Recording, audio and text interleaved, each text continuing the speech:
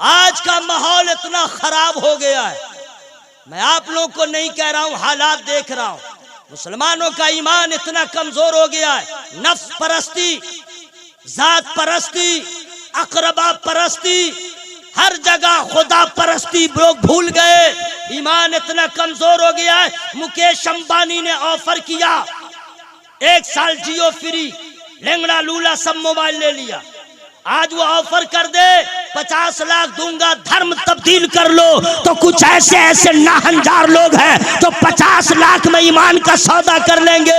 लेकिन अल्लाह की कसम, ईमान वाला होना ये कमाल जरूर है, ईमान को बचा लेना ये सबसे बड़ा कमाल है, और ये सबके बस की बात नहीं है। ऐ मेरे दोस्त, ईमान तो बचाते किस तरह है? हजरत बिलाल से पूछे ईमान किस तरह बचाया जाता है, हजरत खुबैब से पूछे ईमान किस तरह बताया जाता है, बदरो हुनैन वालों से पूछे ईमान किस तरह बताया जाता है, नबी के 4 यारों से पूछे, हजरत सुमैया से पूछे ईमान कैसे बचाया जाता है, अम्मार इब्ने यासिर से पूछे।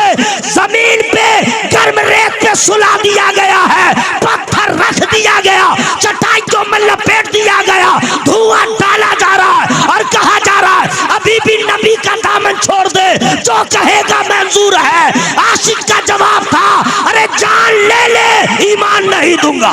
वाह, लाजवाब लाजवाब, जिंदाबाद, नारे तकबीर, नारे रिसालत, मजहब इस्लाम, कानून शरीयत। ईमान बचाना इतना दुश्वार नहीं मेरे दोस्त, याद रखना, फिरौन जन्नत में नहीं जाएगा, कारून जन्नत में नहीं जाएगा।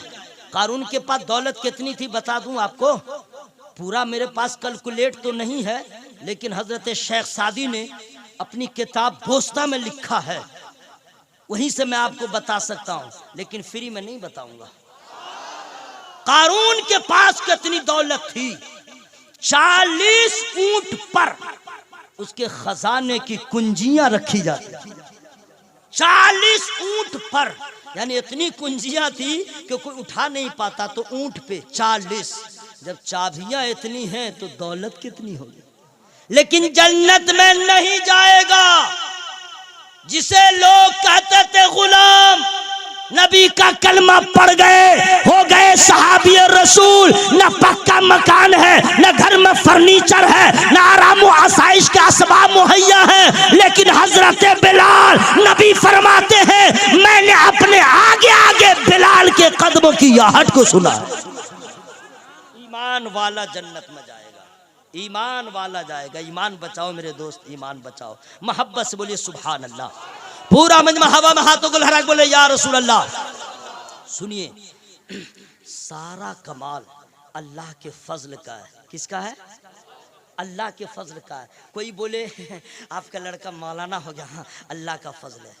ये न कहे मैंने पसीना बहाया, ना, ये ईमान वालों की जबान नहीं। और अगर आपका मकान बन गया, ये मत सोचिए मैं नहीं, अल्लाह का फजल हो गया। नहीं समझे?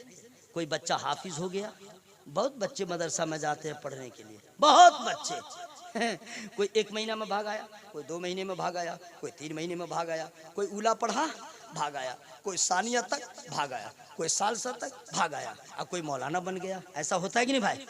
है मदरसे में गए, कोई बच्चा हिफ्ज किया, 5 पारा पढ़ा भाग आया, 10 पारा पढ़ा भाग आया, और उसी में कुछ बच्चे हैं हाफिज हो गए, आलिम हो गए। ये कौन है भागने वाले, कौन है कामयाब?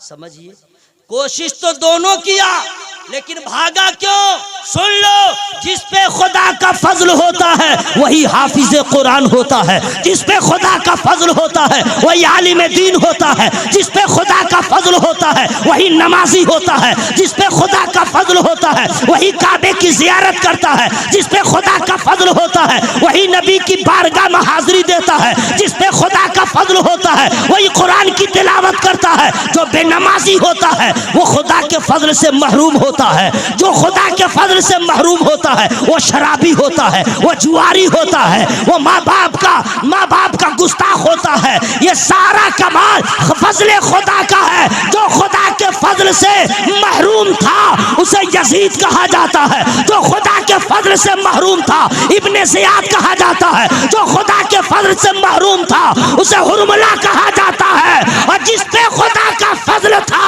उन्हें है, हबीब इब्ने मुज़ाहिर कहा जाता है, जिस पे जो खुदा के फजल से महरूम था, याद रखिएगा, उसे बदअकीदा कहा जाता है, खुली जबान में देवबंदी कहा जाता है, वहाबी कहा जाता है, राफजी कहा जाता है, खारजी कहा जाता है, शिया कहा जाता है, चकरालवी कहा जाता है, सोलह कुल्ली कहा जाता है, और जिस पे खुदा का फजल है उसे सुन्नी कहा जाता है। नारे तकबीर, नारे रिसालत।